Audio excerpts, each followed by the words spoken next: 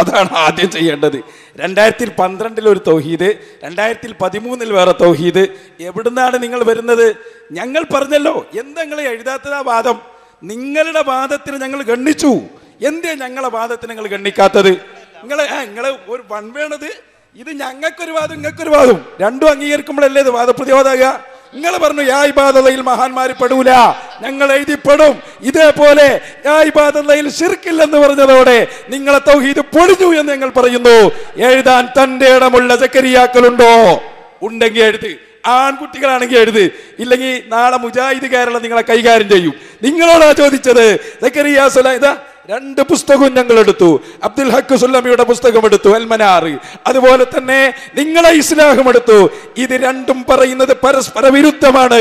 പിന്നെ ശൈഖ് അബ്ദുൽ ഖാദിർ ജിലാനി പറഞ്ഞു, മൗലവി ലാ തസ്കുവന്ന ലി അഹദിൻ മിൻ ഖൽഖി.